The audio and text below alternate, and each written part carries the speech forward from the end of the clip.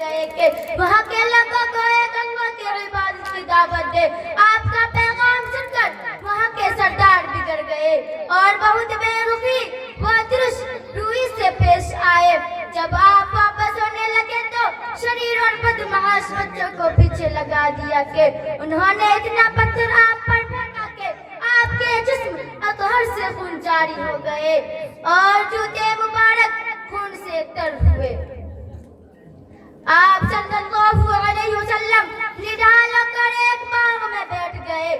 اللہ کی رحمت کا جوش آیا اور ایک فرشتہ آپ صلی اللہ علیہ وسلم کی خدمت میں حاضر ہوا۔ کہا کہ آپ اگر حکم دے تو دونوں جانب کے پہاڑ کو آپس میں ملا دے اور یہ سب بستی والے اسی میں پچھتائے، مگر قربان جائے اپنے آقا صلی اللہ علیہ وسلم کے اعلیٰ اخلاق کے۔ آپ نے فرمایا کہ یہ مجھے پہچانتے نہیں، ورنہ ایسا نہ کرتے۔ اگر یہ آج ایمان نہیں لاتے تو اللہ کی ذات سے امید ہے کہ ان کی نسل ایمان لائے گی۔ اور ایسا ہی ہوا۔ چنانچہ بعد میں اسی قبیلہ کے ایک نوجوان محمد بن قاسم رحمت اللہ علیہ السلام کی دعوت لے کر ہندوستان آئے اور انہی کی بدولت آج ہم مسلمان ہیں۔ الہی رحم کر کے سارے طائف کے مکینوں پر، الہی رحم کر کے سارے طائف کے مکینوں پر، الہی پھول برسا پتھروں والی زمینوں پر۔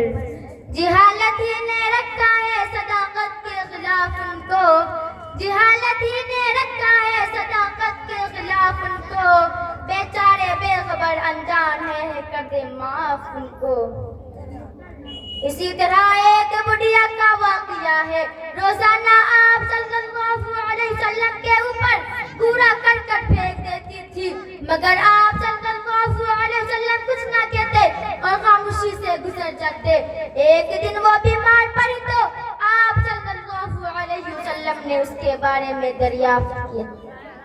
بیماری کی خبر پا کر آپ صلی اللہ علیہ وسلم خود اس کی عیادت کے لیے تشریف لے گئے۔ بڑھیا نے جب آپ کو اپنے پاس دیکھا تو اس نے رو رو کر آپ سے معافی مانگی اور اسی وقت ایمان میں داخل ہو گئی۔